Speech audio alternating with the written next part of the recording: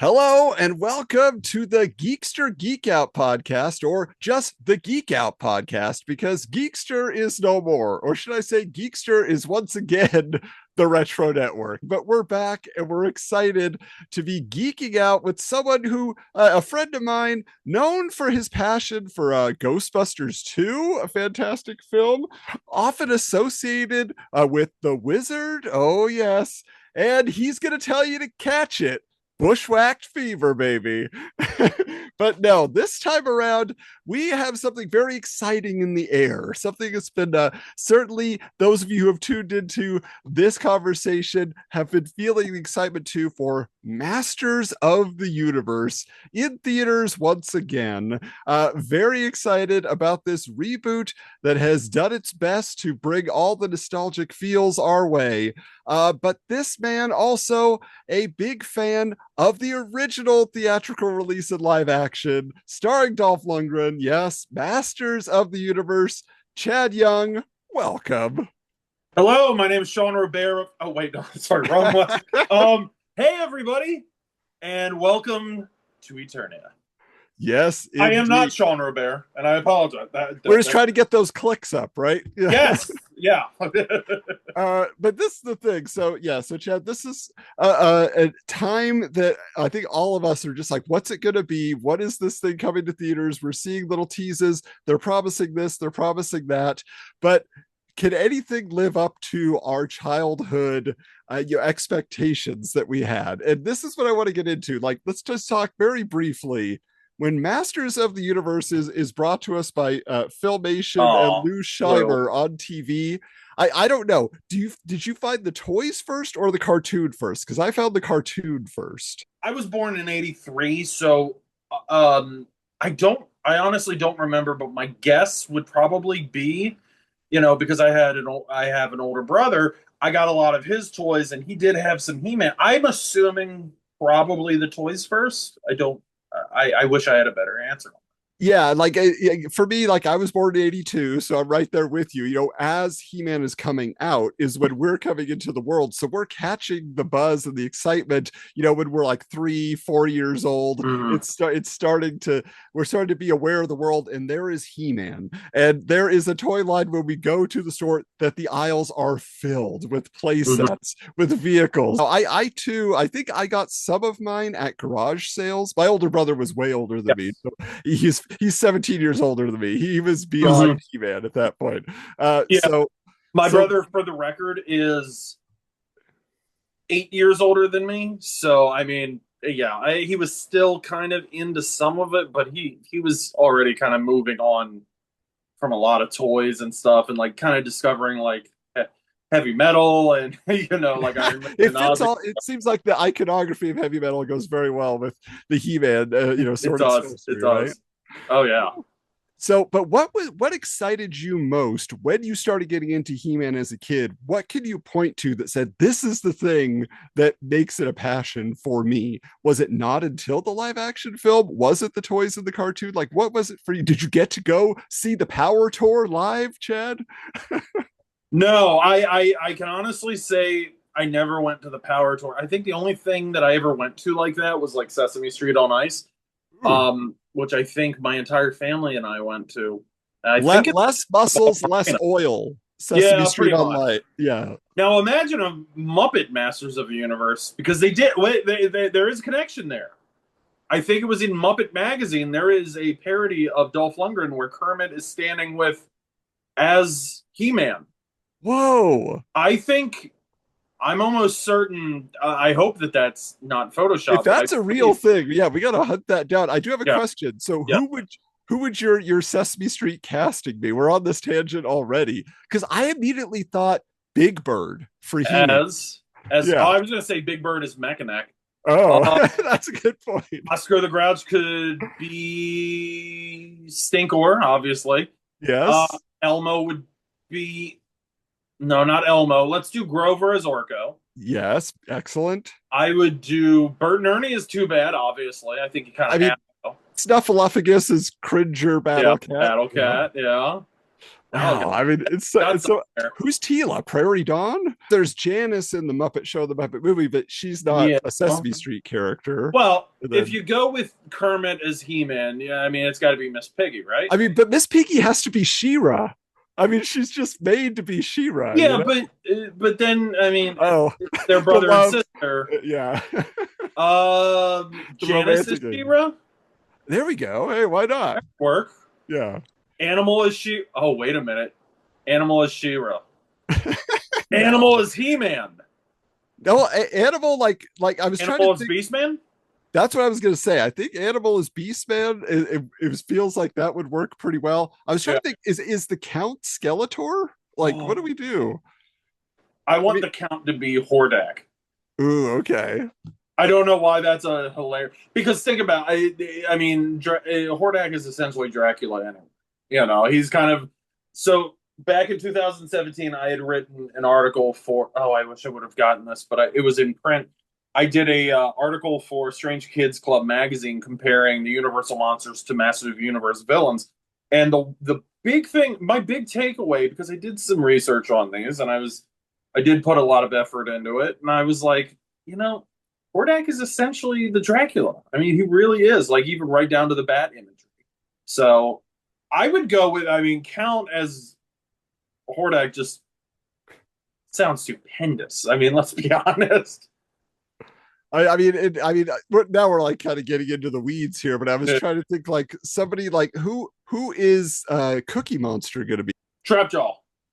Oh, okay, I that's don't know perfect. If it's the blue, but I can. Jaws eating the cookies. That's right. You can just eat a bunch of stuff. Yeah.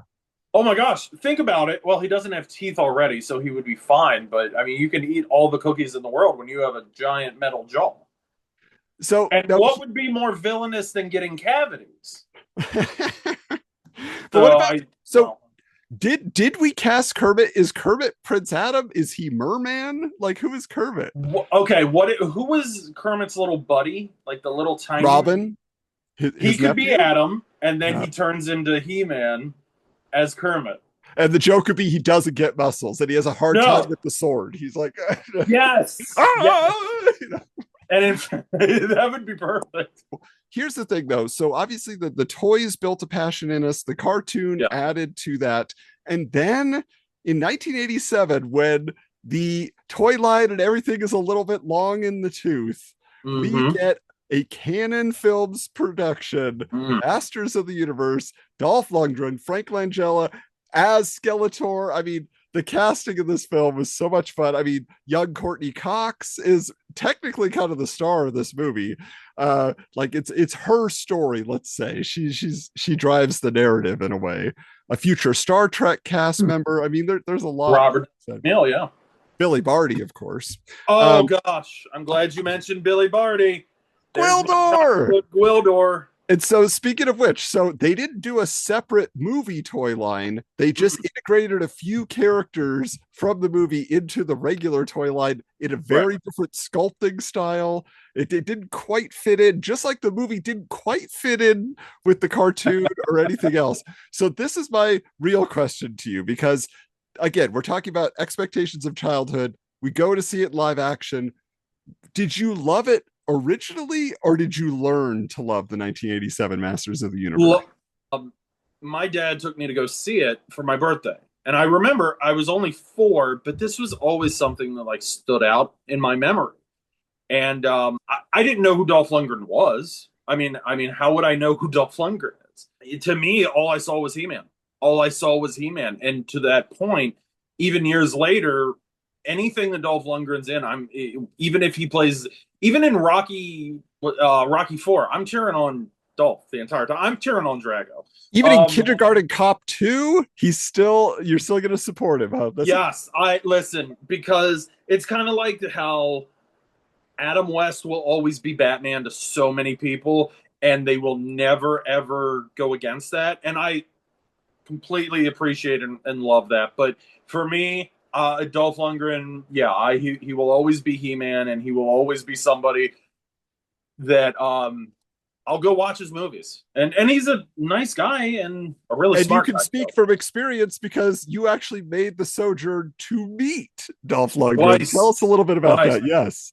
The first time I met him was at Monster Mania in 2019 in New Jersey, and I got somebody asked me to grab like an autograph or something, and then later on, my friends and I we actually got a pro photo op, and I brought a foam replica sword, and Dolph is holding this thing in the center of our group, and it was just, I mean, I was like 4 years old again, and just this past April, I actually got to meet Dolph again, and I had him sign my Masters of the Universe teaser poster, which, I got to tell Dolph, what He-Man meant and what Masters of the Universe and what he meant, because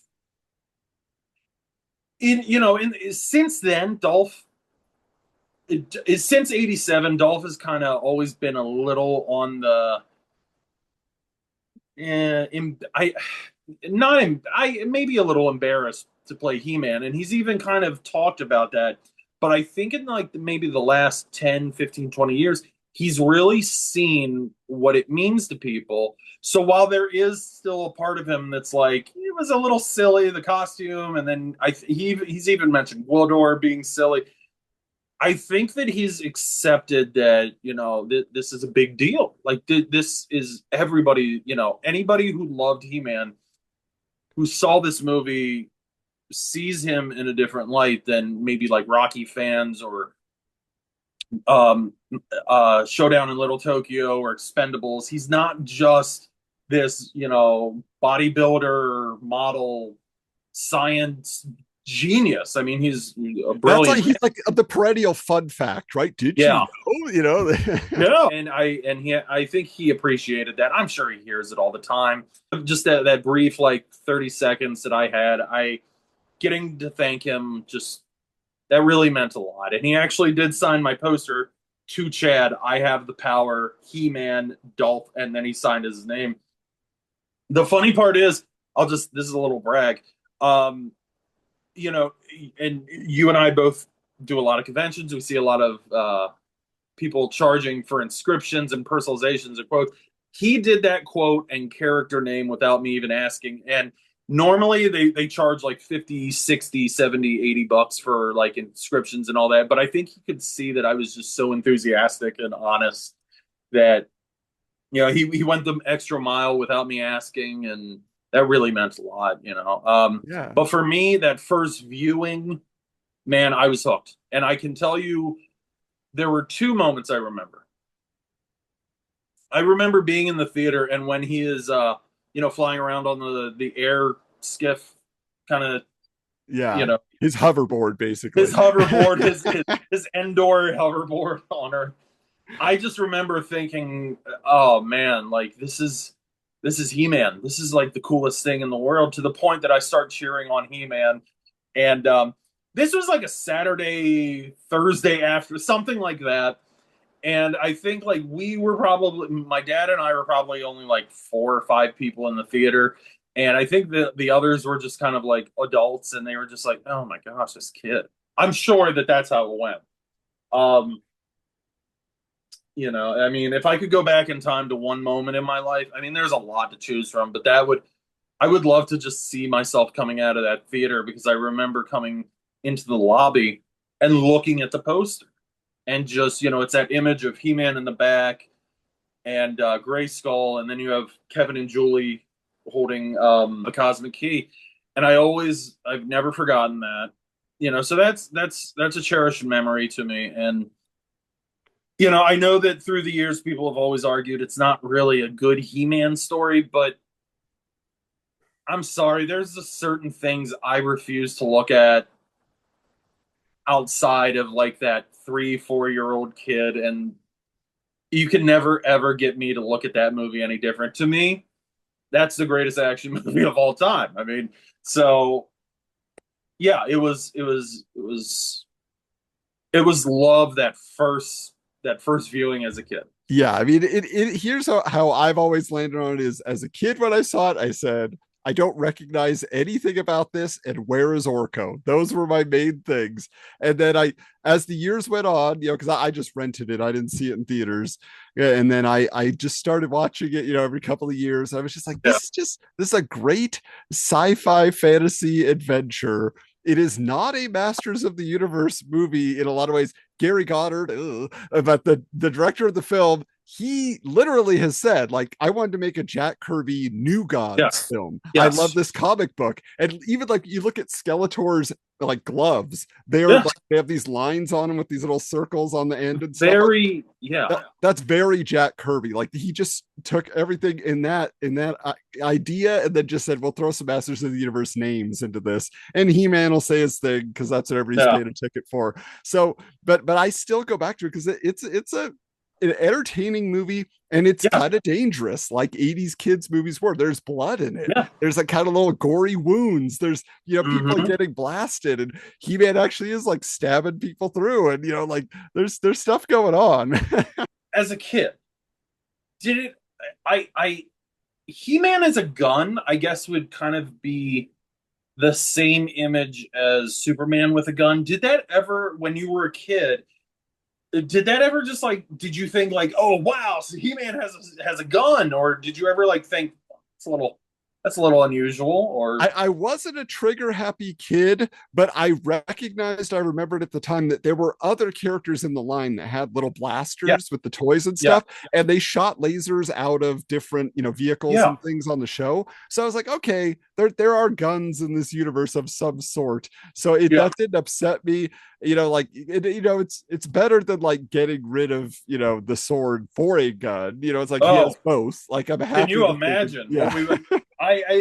I'll say this, like I just told you, that movie is a huge bridge for my childhood, being an adult now, and obviously my relationship and those memories with my father. The scene at the end where, it's so corny as hell. I know what everyone's gonna say, but the scene where Kevin and Julie, meet up on the street and they look into the little orb and they say Eternia, I and then you see He-Man holding his sword in front of Grayskull and he screams, I have the power. I tear up every time. Like it's just It's a triumphant moment. it is, and it's also a big reason why I love Return. This is a different conversation, but why I love Return of the Jedi, and that's my favorite Star Wars, because it does end with this huge, just victorious moment, and He-Man is protecting not just, you could look at it as He-Man is not just protecting Eternia, he's also protecting Earth. And it's just every time I hear I have the power, whether it's in a movie or a cartoon, there is nothing that sends me back to being a kid and just, realizing, man, He-Man is, and I say this, and you all can send your hate tweets to @SeanRobert, but to me, He-Man is bigger than Superman, Batman, maybe not Wonder Woman, but that's for different reasons. But um, He-Man, there's no greater hero. The director of this new film, I've been watching a lot of interviews and stuff, just enjoying it Yeah, after I've seen the film. And there was a question: could He-Man defeat Superman? That they yes. were answering, and the Nicholas, who plays He-Man, he's like, yeah, Oh no, he did. In the DC comic where he they did. met, he did beat Mm-hmm. him. And then He the did. director's like, no way, Superman's the best ever. And he's like, what? Are you trying to direct a Superman movie now? You don't want to direct the next He-Man movie? What are you saying? So the two things that have grown on me from this film over the years, Frank Langella as Skeletor is absolutely wonderful. He has actually said it's his favorite role that he ever got to play, just chewing the scenery.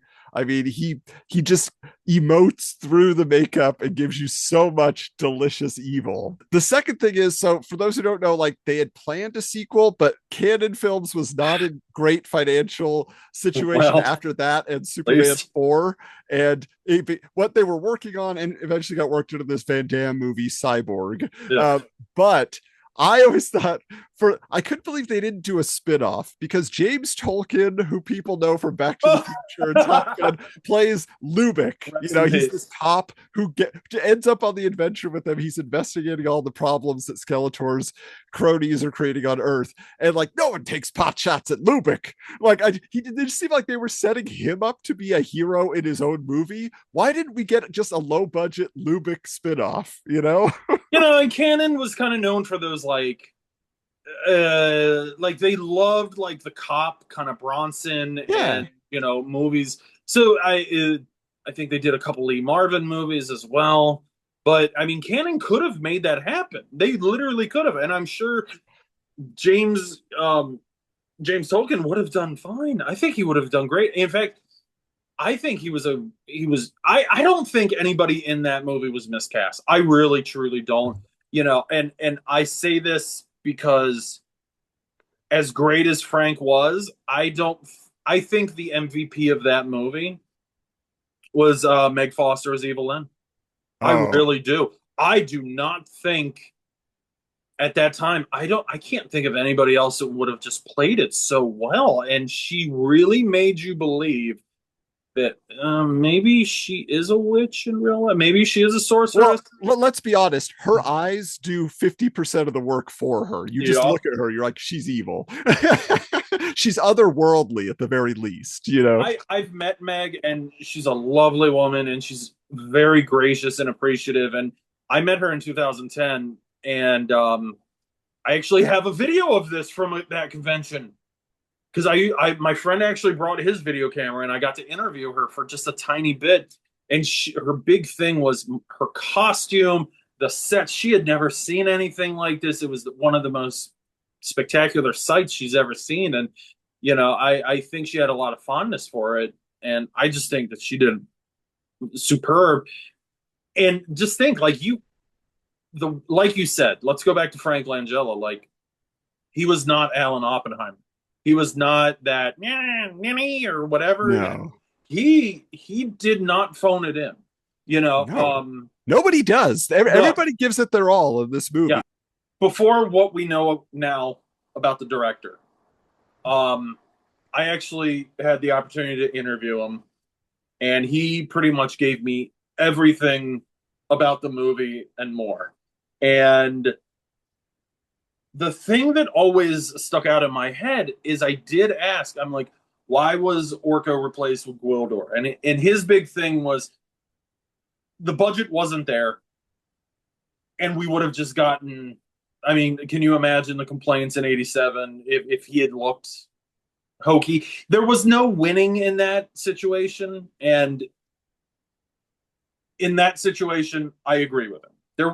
There was no winning unless you did like the Ray Harryhausen Clash of the Titans owl. Yeah, stop motion or something. Yeah. But I mean, can you imagine trying to get that budget from Canon? No. And then I asked, like, why was Blade created off Triclops and all that? He was like, Mattel wanted to make toys, and they were very much expecting, the characters to kind of fly off the shelves. The only question I didn't get a full answer to is why we never got a card figure if we got Blade Thorod, but they don't want to pay for that real rooted hair. They're like, this isn't the She-Ra line. We don't do that at Masters of the Universe. You could. I mean, you could have done the hard plastic, but we want that wispy Karg hair. That's what we expect. Yes. Dirt cotton candy, faded. Anyway, so here's the thing, though. So yeah, obviously you have a lot of affection for this movie, and I think a lot of people have come around to it. We're about to get Blu-ray release with an extended edition of this film. Wow. Do you have any info? Do you know about, like, basically cut scenes that you're aware of that were filmed that weren't included? Like, any idea what we're anticipating here? So going back to what I said, the director gave me everything I could ever ask for, like even more than the commentary that they provided. Yeah, this on the DVD. Yeah. Not once did they allude to there could be an extended cut. There could be alternate scenes, extended scenes. So when I heard that was the announcement, I was like, What do you mean extended? Because I'm under the impression, and this is not just as a fan, as somebody who's viewed it probably more than any other movie in my life. This is somebody who actually, like I said, interviewed before we know what we know now. Yeah. Which, but I was under the impression that everything we were meant to see is what was in the movie, and there was nothing left over. They didn't have money to be cutting scenes out or to film stuff that was extra. So it makes me wonder, though, was there a European cut? But we feels like we would have heard of that by now. Was there a it would have floated out? Yeah. So, like somebody would have found it. And like, it's kind of like the Punisher Blu-ray that was released by Umbrella about a decade ago. There was a cut floating around the internet that was kind of the work print, and I think that the nickname was the Maximum Penalty Edit. But this is the Dolph Lundgren Punisher. Yes, pretty much. He made right after this. Yeah. Yes, and if we had gotten that movie, I think we would have gotten another Punisher. I think we probably would have gotten a third Punisher. This is my prediction. It is not me knowing anything. I don't have any info. I am just going off as a fan. I'm guessing we will, if there are scenes that make a little bit different of a movie, maybe, I'm willing to bet we probably will get more of the capture of Grayskull, like I'm guessing maybe more of like the stuff with like Julie's parents, maybe more fights. I don't know, but this just threw me for a loop, and like the mind goes wild. Yeah, like, what could it be exactly? Yeah, because somebody, whether it's on a torrent site or a bootleg at a convention or something, somebody would have had this and they would have put it out by now. So I will say there is no She-Ra. Don't expect any She-Ra stuff because that didn't even make it past concept, but. There is one other thing that you're leaving out. You found something in a thrift store a couple years ago. Oh, this is true. I found a vintage skate deck from the 80s, so a skateboard with Masters of the Universe 1987 graphics on it. And this is not like promotional images that were somehow like grafted on. This is original art that somebody actually painted onto the skateboard. I don't know how many were released. I didn't find evidence of it anywhere, but it was a beautiful piece. And, it's just Dolph, battling. It was kind of hard to tell who he was because I think he was fighting Blade, but there were other characters in the background. Wasn't Karg in it? Yeah, I feel like Karg and Sauron maybe were in there. Yeah, but anyway, so but that was an amazing piece that I'm curious to know if anybody is aware of another one, because I felt like, do I have a one of one here? But anyway, we got to get into what is in theaters right now as we speak. We both went and saw it over the weekend. I saw first available showing on a Thursday afternoon with my 7-year-old. He's been getting into He-Man. We went to the store. He just saw some figures on the shelf and he's like, I want to get some He-Man. I want a Skeletor. And he, just like we would have done back in the day, right? Yeah. It just caught him exactly the same. So we both went to the theater. He was so excited. He loves Orko. He loves Battle Cat Cringer. So that's what he was most excited and waiting for. But got to the theater. I'm just curious for you, your viewing experience, I'm sure, was something special as well. But the anticipation when you first heard about this movie, were you excited or were you worried? Like, what did you think? Because I tried to say spoiler free. So I was just like, I'll take it, whatever it is. So I didn't do a lot of diving before I went to the theater. At first, when I heard that it was happening, it was one of those situations where we'll see. I'll believe it when I'm actually, because we've heard about it for years. So many canceled Masters of the Universe movies. Yeah, they just never happened.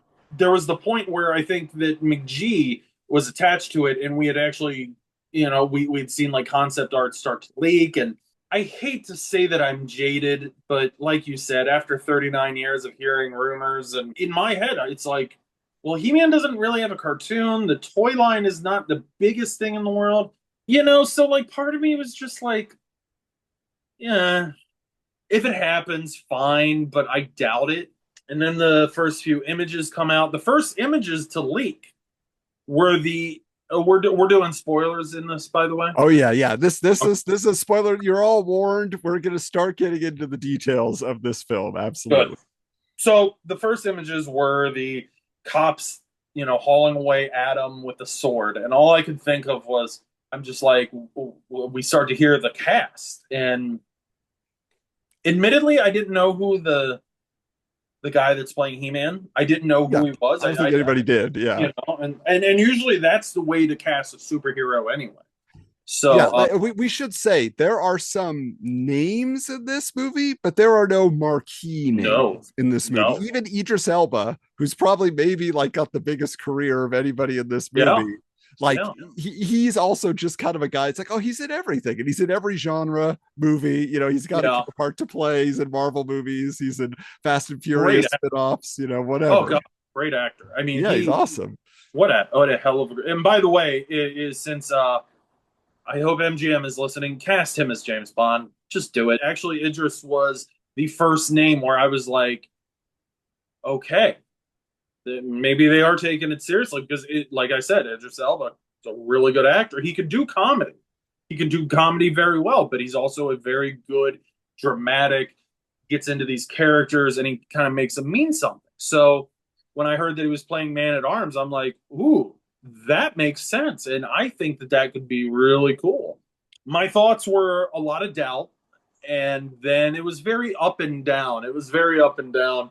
Well, I think the big red flag for a lot of people was Jared Leto Uh, as Skeletor, because so, only because like, and he's passionate about it. He's said like, I loved Skeletor as a kid. I wanted to play this part. I campaigned for this part essentially, but he did that for Tron Ares. He did that for all these things and just Suicide never Squad. delivered. He's passionate, but it doesn't ever come through on screen. He's so subdued in every role that he's played in a blockbuster action, like genre film. And you're just like, give us something here. And I will just say, he delivered for me. He's my favorite part of this movie. I'll just put that out there right now. Like, he brought what I needed for a Skeletor in live action. It's a very, very different take than Frank Langella, but it is very fun. And Yes. it evokes the cartoon a little bit more.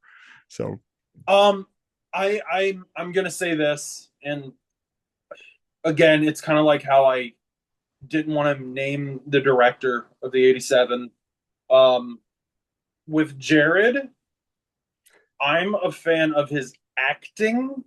I think the roles he takes on, the Joker, Skeletor, I think those are the two that always come. Like I never saw Morbius, so I don't really know anything about it, but I think you have to be a very weird kind of person, and he is a very weird person, and he is a very he's a method actor. So he takes on the role and then he becomes the role and he plays the role consistently throughout production. He is the role. and yes, he is on and off screen. Yeah. And again, I'm saying as an actor, I like what he does with these characters. I don't like him as a person. I really truly don't. That's not what we're buying a ticket for, right? No, so it's just like, okay, if you deliver on screen, good enough for now. Now let me not going to invite you to the wedding. Yeah. No. Let me ask you something. Did you see any parallels, not just between Langella, because there were a few moments where you could kind of see that Frank Langella was an inspiration. Did you see any inspiration from the New Adventures of Skeletor, which was a little bit more influenced by, Jack Nicholson's Joker? And there were kind of some filmation in space. I feel this Skeletor has been inspired by all iterations, that from the filmation to the Kevin Smith and everything in between. I really think that they took all the proper elements that make not just us Motu fans, but I think mainstream audiences who recognize Skeletor as this iconic villain. They took all the right pieces and, I think that they put it together just so well. In this story, I saw a lot of inspiration from not just the original movie. I saw some correlation between the unused Motu 2 script, and in which Adam, goes back to Earth and he's like in disguise as a football player or a high schooler or whatever. Yeah. And the one thing that stood out in my head is in that original script, Skeletor went to Earth and he kind of played the CEO. And the biggest comparison that I had read was like a Ted Turner, Vince McMahon kind of CEO, like a charismatic CEO. The sequence at the end with Adam and like he goes back to Earth and he walks in with the coffee mug. I'm sure it was just purely coincidental, but I kind of saw that kind of as a little kind of nod. I know it was probably just done for kind of cutesy fun and all that, but as far as like direct Easter eggs to new adventures, I don't know that I spotted any visually, but I do Right. know that there was an unproduced season 2 where He-Man eventually goes back to Eternia. And Man at Arms has, the story goes, Man at Arms has become, he kind of had a breakdown trying to protect Eternia all on his own, and he blames He-Man and stuff like that. So to kind of see when Adam comes back, to Eternia and Man at Arms is down on his luck and he's forgotten who he was, I kind of, again, this could all just be me reading into it, but I kind of saw a little inspiration there. There were so many tiny things that as a lifelong Motu fan I picked up on, and maybe I read too much into it. Maybe this is one of those things, but there's so many things that we're going to discuss that you can point to and be like, that's from that, that's from, or Yeah. maybe it's just me going in looking for these Easter eggs and Well, yeah, absolutely. When you have read that much too much. knowledge, you're going to be connecting dots that maybe not Yes. everybody on the production was doing. Yes. So I will say, just like, basic overall review of this movie, I enjoyed it. Like I was blown away by the visuals. I do have to say the director of this movie is the director of Bumblebee. So I knew it was in great hands because Bumblebee, the first 5 minutes of Bumblebee is the best Transformers movie we ever got. It's what we always wanted. So I should have known he could deliver, on either end of the film the Masters of the Universe movie we always wanted, so he definitely delivers in a big way when we get back to Eternia and in the flashback to Eternia and all of that.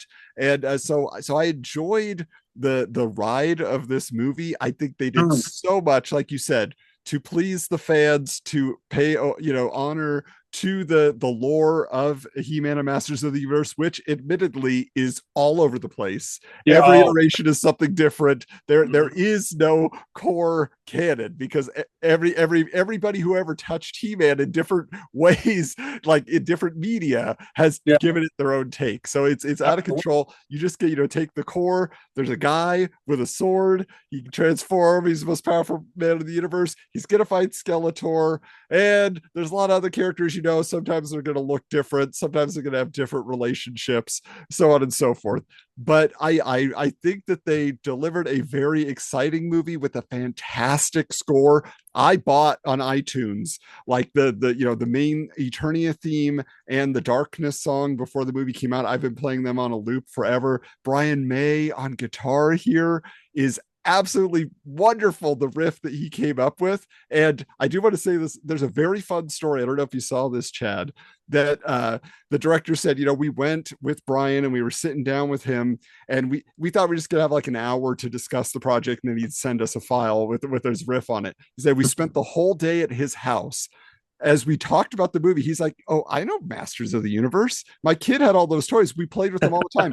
And at the end of the day, he went to another room, brought out all his son's vintage Masters of the Universe figures. And he said he knew all the characters. He's like, "Oh, remember this guy and this guy," and he would like say them by name. And he's like, "Remember how he could do this?" Like Brian May knows Masters of the Universe, which is just amazing. Like it mattered to him. And that's what you get out of this movie. Amazing. Everybody who was in it, even people who weren't born when Masters of the Universe was a thing that are in this movie, they were passionate about it and they gave it their all. And they loved making this movie. Every interview I've seen, it doesn't feel like hype. It feels like everybody legitimately had a great time putting this movie together for us to have a great time in the theater.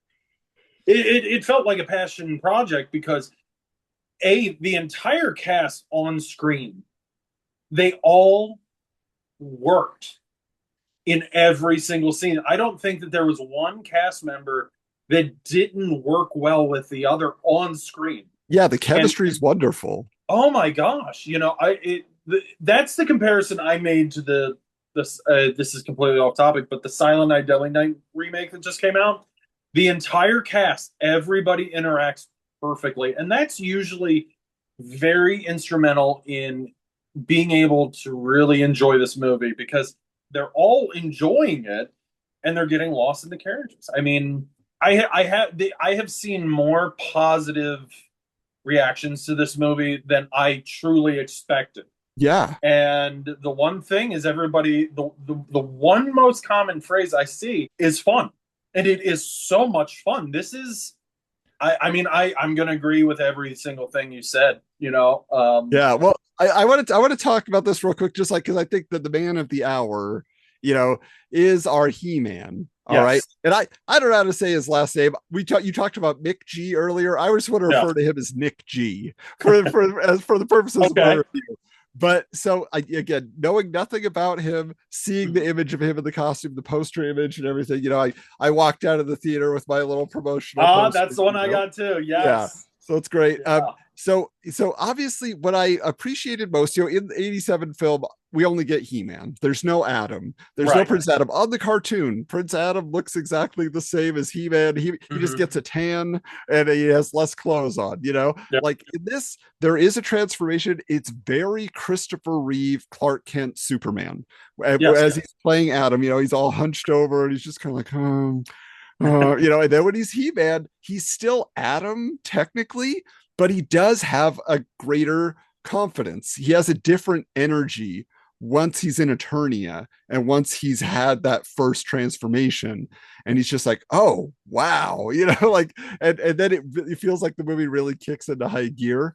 I will say, like, just for my part, that there seemed to be a lot built into the script to say, like, Adam is like, kind of put down before he leaves Eternia. Nobody believes in him, especially his dad. And then when he gets to Earth, then life has just, he's got a boring office job and life is terrible. I didn't buy from him any angst or any like frustration. All I got from him was kind of like he's living in a fantasy world and he's kind of that was the portrayal that I got of Adam, and it only worked for me some of the time. I didn't. There was a lot of awkward humor that they worked into the script, and I love that they put humor in the script. It just didn't work for me most of the time when it involved him. I'll just say that. And that's always subjective. Humor is subjective. But I love that he had such a different take, physicality and everything wise, for the two versions of himself. So right. As far as the humor goes, I thought it was at times a little not overwhelming, but I thought, okay.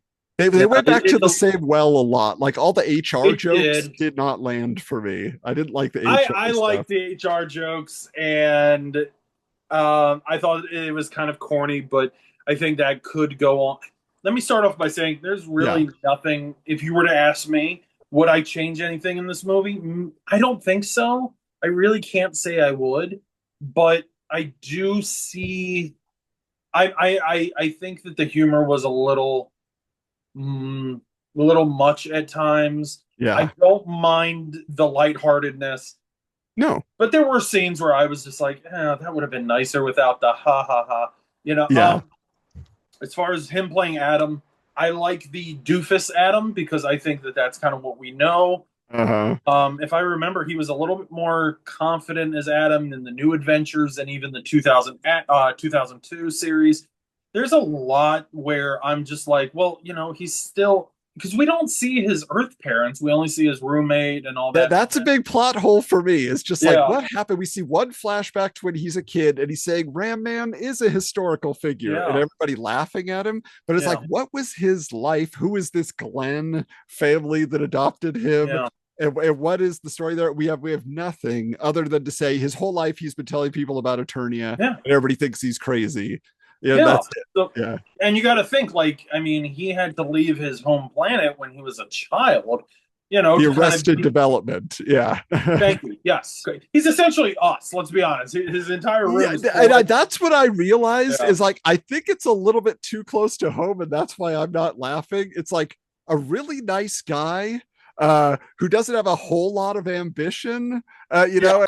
Everybody likes him. He's easily distracted. I had an office job for years, and Yeah. I had some downtime in that office job. I spent those years writing articles about He-Man and Yeah. about the Masters of the Universe and all sorts of other things from my childhood and Yeah. posting them to different websites and Yeah. planning podcasts. So I was flipping up screens in front of my other screens. I've Oh, yeah. definitely been there. Oh, we all have, trust me. But I mean, there was another issue, and this, as I thought about it, I kind of let it go. One of the big things that I had to get over was this was. I kept telling myself before the movie was released, this is going to be a modern day telling of He-Man. So there was a lot I had to let go, and I admit, in my head, He-Man's always going to be the big, Hulk Hogan body with, so when he first becomes He-Man, we see kind of him like bumbling a lot and all that. And Yeah. I was just like, that's not He-Man. And then for a second, I was like, he literally just found out he was He-Man. He's still technically Adam. His brain isn't all developed as He-Man yet, so it's going to take a while. But there were a few moments where I was just like, you kind of have to let that go. It's Yeah. not Well, going to. I'll just say, my 7-year-old who is sitting next to me, right? He's waiting for He-Man to come on screen. So he's Yes. waiting all this time with this kind of loser guy, and he's just like, I Yeah. hate this movie. I hate this movie. Oh, And then wow. when he transforms to He-Man, he's so excited. He's literally like jumping down up in his, Oh, I he just love can't that. believe what he's seeing. And I every love time that. He-Man's punching somebody or swinging his sword, he Mhm. was like just over the moon and loved it.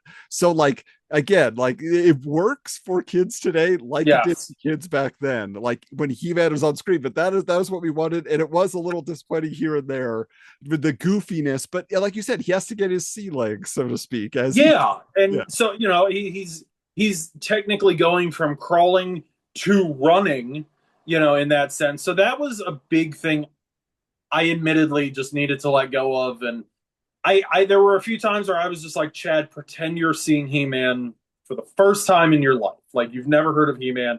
You yeah, kind of have to look at it like that. When it was announced and all this, while I was still very doubtful it was happening, my one consistent thought was even if me or you or anybody of the original He-Man generation walks out and says that movie sucked, my big hope was that kids will have that same attachment, that same feeling that I had when I was watching it with my dad. And the fact that you had said all that, right now we're getting a lot of reports about the box office unfortunately not yeah. being what it was expected. To me, though, that story that you just said, I mean, that's the most important part because if this movie doesn't reach a new generation, I mean, I think this could probably be it. Like, Yeah, probably be it for He-Man completely.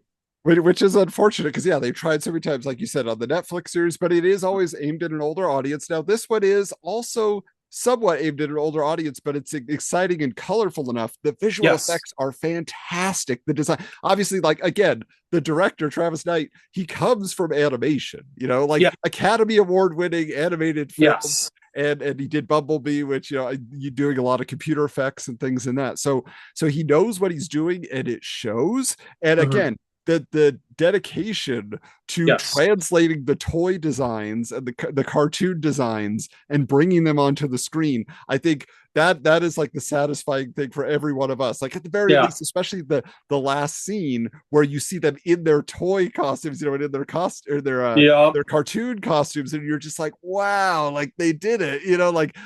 We get modified versions throughout the film that are Yes. close enough, and then at the end it's like spot on stuff, and you're like, Hmm. whoa, I can't believe it. So the action was fantastic. Every action scene was a blast. Like there was like real, again, he's stabbing guys. He's like, Yeah. shoving, like he sticks Karg to the wall. By the way, Karg is in this movie. Okay. I could not believe it. He is one of the henchmen. You're like, what? Let's kind of go back to January when the first trailer hit. I said that's the only trailer I need to see. I'm not going to watch anything else. I don't want to Yeah. know anything else. I want to go into this movie as pure as I possibly can. Then the real, I think the TV spot ended up hitting, and I was like, okay, that's it, no more. I wake up one morning and somebody sent me a text with the card screenshot, and gosh, I'm not mad that they did this. I'm truly not, because what a thing to wake up to. The gas. There were two other Yeah, homages to the 87 yes. film. Yeah, Yes. so I'll get to that in a Yeah. second. But Karg, yeah, no, like you said, what a surprise. Maybe I misinterpreted this. I could have sworn I thought I saw Blade in the background of one of the fights. I really do. The other, little homage, Little being the operative term, little, right? yeah, was Yes. Glodor in the credits.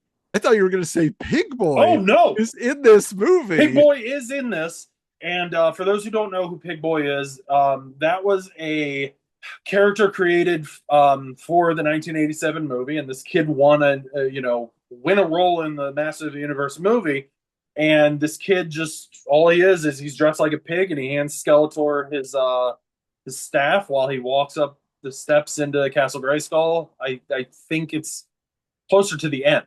Yeah. And you can find information about Pig Boy everywhere. Like, there's even behind the scenes footage of him with the entire cast, and it's I don't envy anything in this world, but man, can you imagine being on that set as a kid? Holy cow. Yeah. But Pig Boy was in it. I was shocked when they said that, because Pig Boy was also used in the Kevin Smith series as well. Oh, really? Okay. I forgot about that. Yeah, he wasn't used. I don't believe he was used that much, but okay. The one that the biggest gasp, not the biggest gasp, but one of the biggest surprises is, if you go back and watch the credits, there is a little weirdo, a little silhouette when they're doing like all the consolation silhouettes. Yeah. Glodor is like holding a guitar. Wow. Okay. Because I did see a little character. I didn't recognize it as Gwildor. I immediately screamed Gwildor, because I was like, and again, I'm sure I was just kind of like searching for these things, but like when I saw that, I knew. Well, and by the way, so now the biggest 87 homage obviously is Dolph himself. Now, you would think, oh, he's going to play King Randor. They're just going to bring him in. And instead, he is a character called Macho Man. Okay, because they all got to be something, man. He can't be He-Man again, so he's Macho Man. I don't know what Randy Savage would think about that, but he shows up. And what I was told was, I saw an interview. I was told directly by Dolph what I called. Oh, of course. So, yeah. No, but he said in an Dolph. interview, that he originally got the script and they had one idea for his cameo. He's like, I don't like that. I don't think that's gonna work for me. And then he said, what if we did it this way? Because he read something in the script that talks about like being yourself and finding your true self. He's like, what if we wrote a scene where I got to talk to Nick doing that? And so for those who've seen the movie now, they're in a gym, and and Adam goes up with some weights to the mirror, and then Dolph comes up behind him and he's like, you took my spot, right? Is that the line? I remember that? He's like, it's just like, oh, okay. And so there's a lot of little fun lines like that. My favorite was obviously the good journey, because that is something I've carried with me from the 87 film all these years. I love, we don't say goodbye, we say good journey. And then, he gives him some wisdom. He's like, can you say that again? He's like, no, you only get one, or whatever, which is great. And then, but yeah, so it's just like, it was a wonderful, and they've done a lot of like promotional stuff of like literally passing the sword and things with the two of them. but you can tell that it was just a nice moment to have in the film for everybody involved. So yes, and I thought that the way they did this, like you said, I mean, everyone assumed it was either King Grayskull or King Randor. I mean, if you were doing like the origin of Grayskull and you wanted to include him as King Grayskull, that would have been fine. But I think the way they did this was, I think it was perfect. And everybody in the theater even like cheered when they showed Dolph, because dude still looks the same. And I will say this, when I met Dolph in April and I had him sign my poster, He was like, "You excited for the new one?" I'm like, "Oh man, absolutely." Blah blah blah blah blah. He's like, and he kind of grins and says, "There's a rumor I might be in it," and I kind of joke, and I just kind of being a smart aleck, and I just say, "Well, you know how the internet is with rumors, Dolph. I mean, you know how those things get."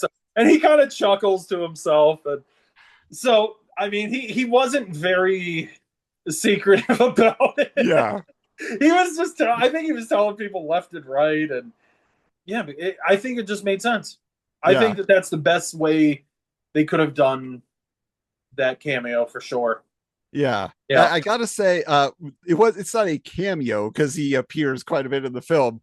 But for me, like of the villains that were being brought to life on screen, I was so excited that the first one we see in the siege, of the castle at the beginning is Uh-oh, Spikor, there he because is. Spikor is my favorite from back in the day, and so I was so excited that Spikor was like front and center. And there's a very fun gag later, obviously, where He-Man pushes him up into the That was ceiling of that was very so good. clever. That was so clever.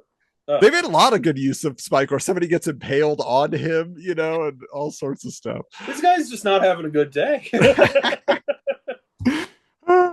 But I did want to mention too my favorite Easter egg, which was, I mean, again, like this was so minute and in the background, but and again, a character that people probably don't think about a lot, when they're thinking of the Queen, when they're thinking of Adam's mother, that, everybody's just like, yeah, I mean, he had a mom, but there is a close up of her, and she's in the foreground, and fuzzy in the background is an astronaut's helmet. Yep. And I was just like, wow, they did it. Like, for those who don't know, Queen Marlena, she was an astronaut who, ends up on Eternia. She's from Earth. That's why she says, send him to my home, like is the place he'll be safe. And so because again, it's so subtle. You had to literally be tuned in and ready for that. And I saw that. I was just like, wow, that is so cool. I didn't pick up on that until actually this morning when someone had posted the screenshot. So I didn't notice it. And when I did see it, I was like, oh my gosh, they cared enough. Good, great. So I think it's a great little Easter egg, for sure. Now that I've seen it, floating around. No pun intended for astronauts, by the way. I also kind of want to point out with this movie, it goes by really fast. Like the runtime, I believe, is 2 hours and 20 minutes, but there is no wasted time. So there's a lot going on. So I did not catch everything, but I caught a lot. I just didn't catch everything. Yeah, we could probably just skip to this part. The end credits. A friend of a friend of a friend went to one of the first test screenings, and it got back to me what one of them could be, but it wasn't confirmed. What were your expectations for the end credits? Because I will just start out by saying my hope was either Hordak or Scareglow.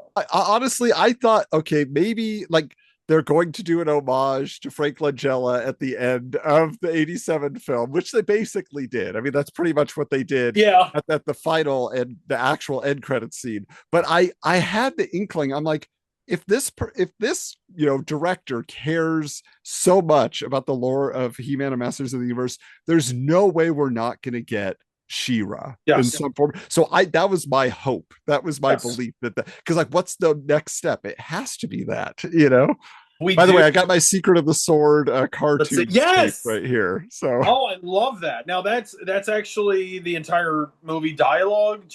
It's awesome. They tell the whole movie, and then you get the sword, the power of love. There was a record. I had the record. Oh, I love Secret of the Sword. I love She-Ra. So we may as well just say the first post credits, even though it was mid credits, was none other than Orko.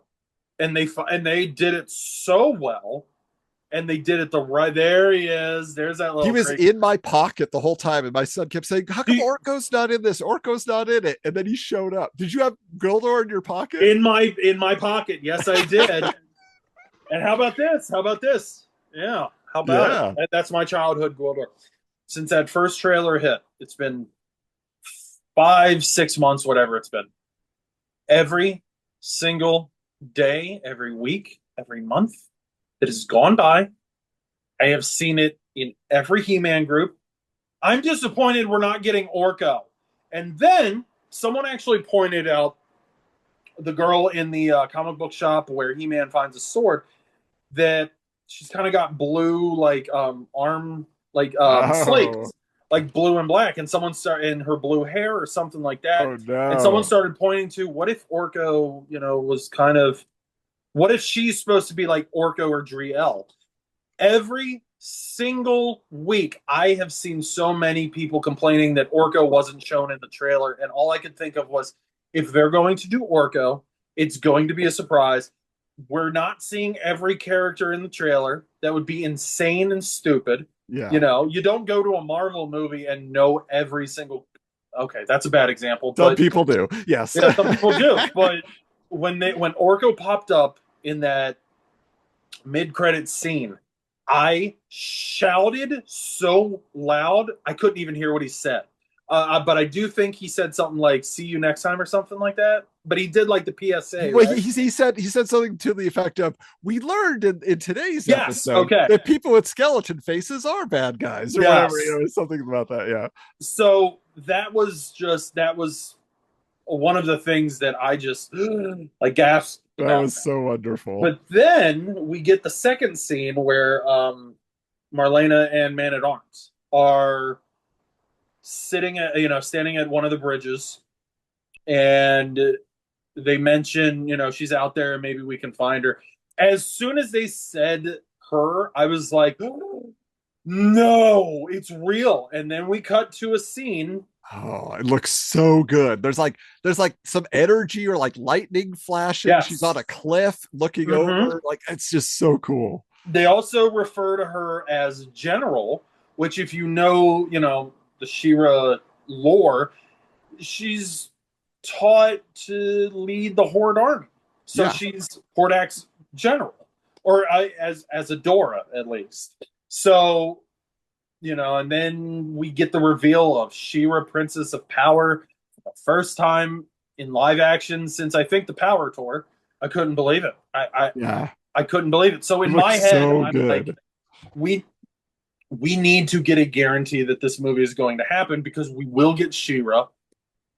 We will get Hordak, and I mean, we will get the Horde. Just imagine Mantenna in live action. Like, look what they did for Beastman and Trapjaw and all these characters. Are you telling me you don't want to see Mantenna and Modulok and, all these crazy, I'm trying not to curse, but, insane characters? I do. I mean, I wanted a sequel once we started seeing how good this was, and although I do have to say, a moment of silence for Moss Man. It was one of my favorites as a kid. I was like, they're going to do Moss Man like that? Oh. Well, now technically he can regenerate. And I had made the joke to somebody, the real after credit sequence that we should have gotten was him regenerating into a character named Flower and saying, "I'll be back," and then it freeze frames. And that's the last after credit scene we got. The thing with Moss Man is you can bring him back. He can come back stronger. I mean, he's made of moss. Yeah. I will say the shocking death, although wasn't really we didn't see it on screen, was Trapjaw. Yeah. Yeah. So yeah, who knows? He could be rebuilt. He's basically a cyborg, it seems. So you could make another one, and I think that in lore, I mean, I keep using that word, but some of like Skeletor's guards were designed to kind of look like him. So I mean, you could make another Trapjaw. Yeah, there's so many characters in Masters of the Universe that I hate to say it, they're not all replaceable, but you're not going to run out of a lot of material for like Skeletor. Well, that's what I feel like. It's like we, second movie we get Hordak, we get She-Ra, we get all of that. Third movie, Snake Men. I mean, the Snake Men like invading, like, I mean, that would be a cool story. But I gotta say, like you just said, all these characters from Masters of the Universe, so many more they could bring in. Yeah. However, they gave us a new character in this movie, Dion. Is that her name? Like, I'm just like, is she based on something? Like, why is she there? I thought she was based off Cyclone because there was the scene during the fight where she spins, Hmm. and she But like kind of. I thought she, she was supposed to be based on Cyclone. like she's a stunt woman. She's a famous stunt woman who's been in like every major movie, like Oh, in especially the real life, genre or film. that's her In character? real life, she's a stunt Oh, woman. okay, And so like okay. I think this is like one of her only like actual acting roles. I thought it's like, is she a comedian? Like, why is she here? Who did Yeah, the director must have worked with her in the past? I don't know. But like it probably. was just so random because I was just like, I don't know her from the lore. Also, who is the Ram guy? Not Ram Man, but the Goat guy Man. with the horns. Is Goat he a Man. real character? I think so. I think Goat Man has appeared Goat Man. before, and I can't remember where. And I feel like Yeah. I'm. This would have been the right episode for Dan Larson to be on, or Pickle Dan, but And then also when they're in the scene where Adam is giving the motivational speech to the mhm. heroes of Eternia in the dungeon, there's a guy who pops up who basically looks like Fisto's stunt double. He's not like, and he's just like kind of in a loincloth type of thing, and he's got a beard, and he's just kind of there, and he has a line, and I'm like, who are you supposed to be, guy? Why are you here? Because he Yeah, doesn't I show up don't ever again. Like he's just didn't there for that even. one moment. I kind of just assumed that he was supposed to be like just an Eternian citizen or something like Yeah, that. I don't know. I will say there's two characters. There's one character that appeared. I kind of expected eventually that we would see like Fakor, sure. Yeah. something like that. Like you could have, but I again, I mean, they spoiled us. There's so But many people. Yeah, already. did how did you feel about the inclusion of Mechanic, Fisto, and Triclops? I mean, Triclops does nothing. He just pops up a Yeah, few times. He really doesn't have much he's kind of just a to do. scout. Yeah. Yeah, So like we get to see him. He looks cool. Mechanic, is obviously, I think they just brought him because he was a representation of how silly the yes, line could be.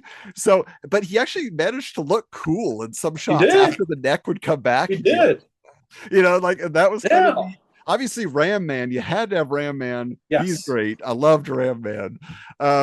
But yeah, it was kind of interesting, like the choices they made. Like you said, not everybody could have their moment. Especially to me, it was Roboto. Roboto is the one. Oh, Kristen thank Wiig you. as Roboto, where I was just like so underserved, like Yeah. there for like 1 minute, the big runner of you took out my ability to be a battle bot, essentially Yeah. to fight. Well, you tried to kill me last time, it was an accident, all this stuff. And then when she gets the ability back, she's like, I make no promises. I was like, there's a story here you're not giving Yeah. us. Like they had some issue. But the thing for me with Roboto, obviously the end when you actually get Yes. the action figure innards that appear was great. But Yes. I did understand when they end up in their ship, when Tila's piloting them through that forest and they're getting chased. Roboto isn't in that scene, but Roboto, I think, got into the plane with them. I didn't see Roboto at all until the end. Like after they crash, then Roboto is standing next to it. And I was just like, she had no lines. There was like nothing. I was just like, what happened to Roboto? Roboto should have been blasting out the back or Yeah. something. I guess hadn't been reactivated yet, so couldn't have done much there. But still, somebody could tell me. Maybe I just, in all the excitement, did not spot a giant robot in the area. But there was nothing that I saw. There was a lot to notice. So I think this is going to be a movie that a lot of us have to go back and rewatch. I'm guaranteeing there's a trillion things we all missed. I went to go see this with my girlfriend. She grew up a He-Man fan as well, and her favorite character was always Cringer, Battle Cat. She loved Cringer, Battle Cat. So her big thing walking out, she loved the movie. She had a great time, and it was really nice to share that with her, and that really meant a lot. She wants a baby Cringer, and I am trying to find her a little plushie, huh? Yeah, and, so I'm hoping if you're watching this and you make baby Cringer plushes, get in touch with me. But I think that they did Cringer well. I think that they did it, Cringer justice as well. Yeah, like I said, that was my son was waiting for Cringer. He got just enough. I'm sure, again, in the second movie, it says he'll get his armor. We get a little shot of the armor at the end, which was nice. But that was the question I wanted to ask you.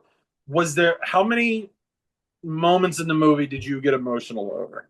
I will say this. I did not get emotional, but I got excited. I'll put it that way. Okay. Because yes, this is a movie, and the filmmaker has said this.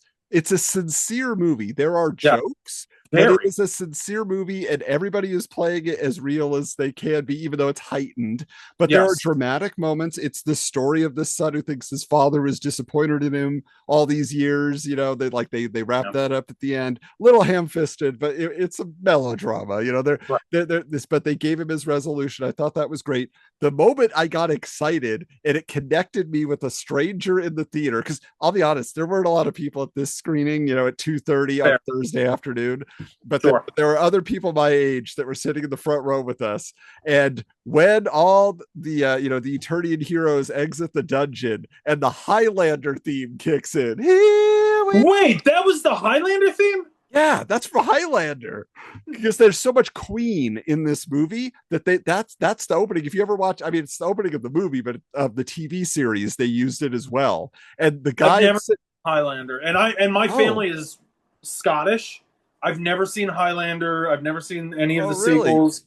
I don't even think I watched the cartoon or the series. Oh, yeah, but Princes of the Universe, that like literally the movie That was from opens. Highlander. Yeah, and it's just a black screen with red credits, and it's just that song. They play it all the way through, and then the movie starts because it's such an awesome song. But the guy next to me, we looked at each other, we're like, "Yeah!" Like we just couldn't believe it. Like we were so excited that there's in this movie. So it just cracked me up. I was just like, "Wow, that!" And I loved the fright zone scene. I got a kick out of that. I said a lot of the comedy Yeah, didn't work for yeah. me in this movie. I don't like all the struggling with the sword, only because I'm nitpicky. I'm like, that character is like an established character in fiction, in some Yes. media in this world that they're promoting an anniversary for, and the Mhm. sword of power is in his hand. We see the sword of power disappear when Adam lands in a lake when he's a kid, Yes. and the sword goes somewhere else. There's a whole story. Who found this sword? Why is it the real sword? Why is it not a reproduction? Because obviously there would be like 25 at least of these statues Yes. going to various stores to promote, and all this. So that's the nerd in me. So like that I got upset about that. But I loved his whole gag about going to everybody in the store, like, is it you? I think Yes. so. He's Yes. like, do That you was have my really sword? fun. I don't have your sword. Then you're not you. Like, You it's know who would have been hilarious. good for the guy that found his sword would be Patton Oswalt. Oh, sure. Well, He and I would got have he would have had fun with that. when he finally meets the real guy, I'm Yeah. like, not necessarily looks, you got a different look, but I was like, this is a Chad Young. This is Chad could meet me in a store and point me to this thing. It's like, I I found it probably for could. you. All right. Well, I This mean, this is I where I kind of lead did you, that at but I found RetroCon. it for you. Yeah, I did that at RetroCon. So yeah, Yeah. I'll take that.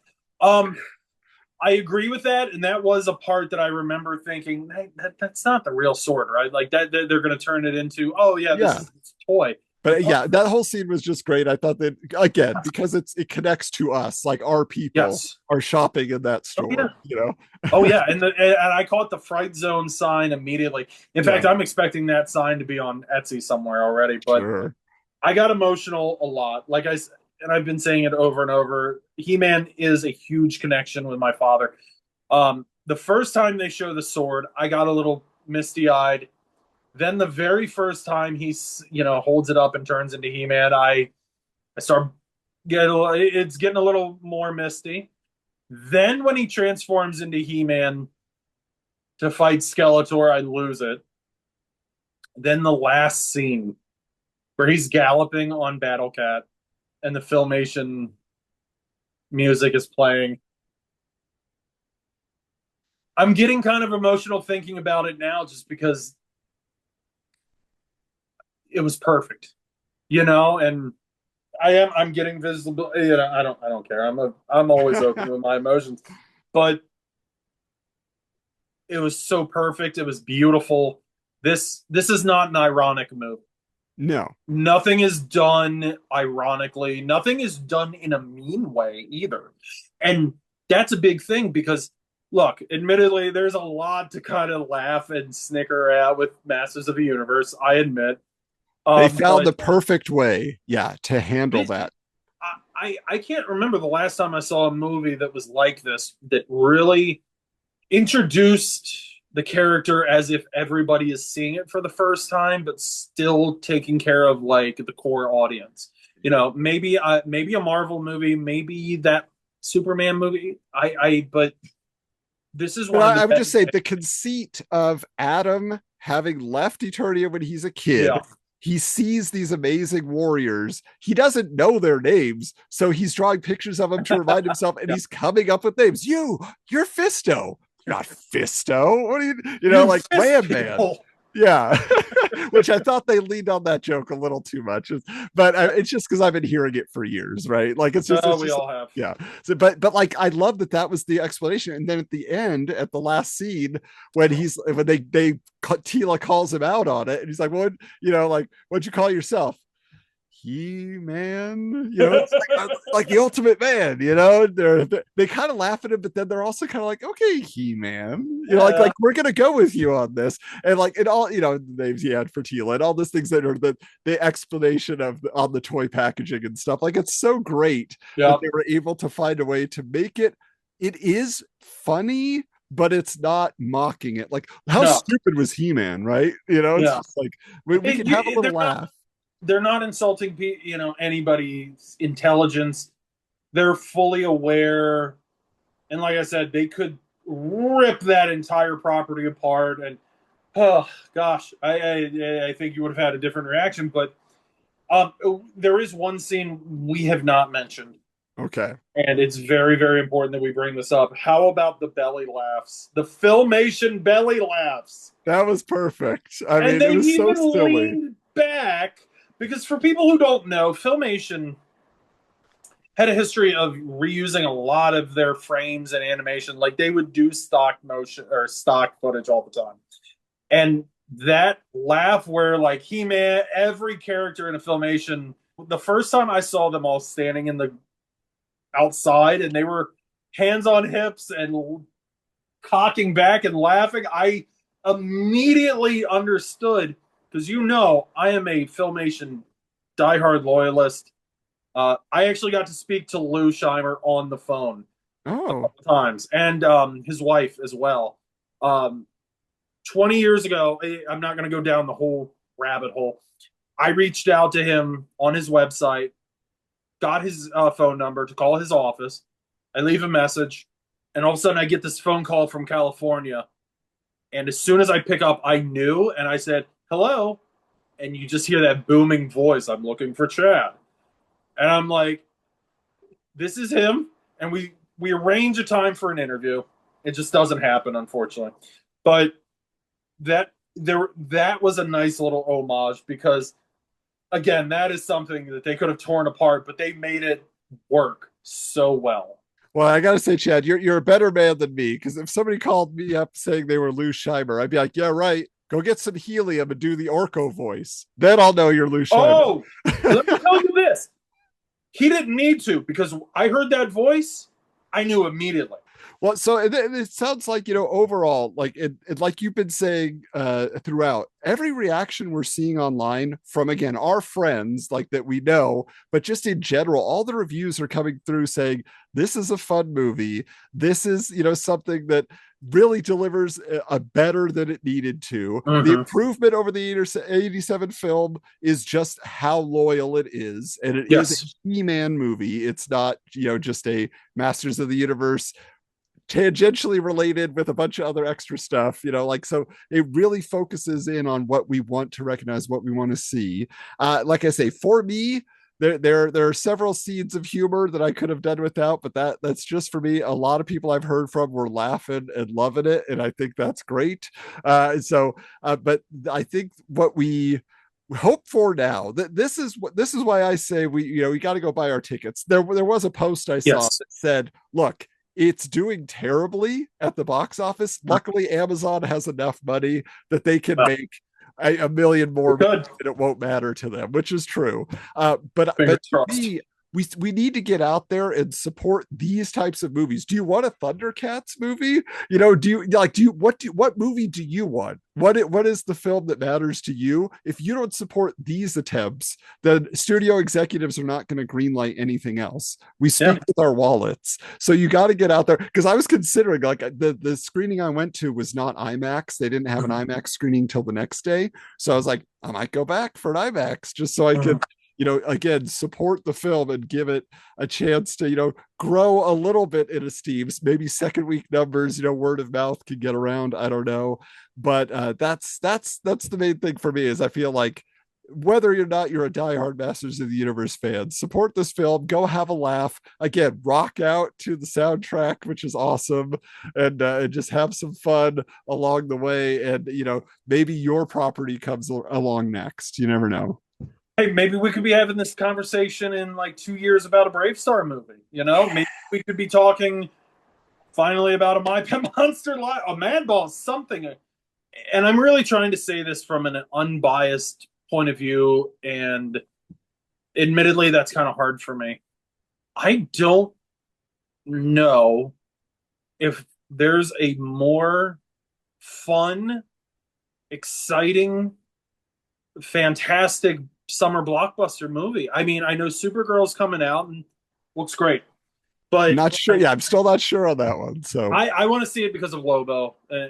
But I mean, gosh, I cannot think of a better example of what a summer blockbuster should be than Masters of the Universe. And I implore everyone to go check this out, because this is exactly the kind of movie you want to see on a, if you have a day off and you just need that, quick, a good feeling. It's a feel-good movie. It's got a lot of heart.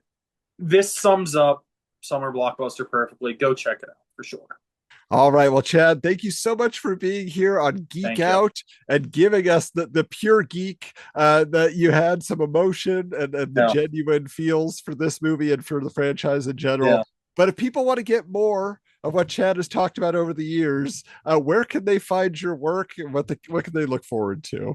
HorrorMovieBBQ.com, which, every time I think you and I do a podcast or a show, I always say, oh, it's semi-retired, but there's a lot of He-Man material that I've written through the years. I used to do a thing called Motu Month that lasted maybe a couple of years here and there, and it was just nothing but a month of He-Man entries, podcasts, whatever. Social media at Horror Movie BBQ. It's Twitter, Blue Sky. There's a Facebook page, Instagram, and I think that's it. Yeah. Well, I just got to say, at the very least, we talked about you meeting Dolph a couple times, talked about meeting Meg Foster. You go to his social media accounts, because just go through the photos of conventions that Chad has been at, the meet and greets that he's had with celebrities, but just also the other fans that he's there with in cosplay. I mean, he just has a great time getting out and, meeting the people. Ooh, of course. Mr. T, which you... By the way, I'm sorry. Oh, surprise, Chad's derailing. If you guys see this video in my hand, Adam, I traded that to Adam a couple of years ago, and the original plan was I was going to get that signed. I couldn't make it happen this time. Took this into the photo op, and Mr. T sees it, and he says, "Ooh, be somebody." And I'm like, that's it. Nope, I don't need your autograph. That's all I need. So got the official reaction. Yeah, that's all. You know what? No autograph in the world will ever top that. But thank you for your endorsement. I do appreciate that. Yep. And hey, if you want to find out what I'm up to, I'm equally as geeky out there in the world on a regular basis. You can find me at Hoju Coolander on all the socials. If you want to hear me talking about other old stuff, we have Wizards, the podcast guide to comics, where we cover every issue of Wizard magazine. And so there was a revival in the early 2000s. Chad was mentioning that, the series from that time. Toys were coming back out. There were reissues. That's actually starting to be covered in Wizard magazine. So if we do have some He-Man talk there, so you can check that out. But hey, until next time, good journey. Good journey.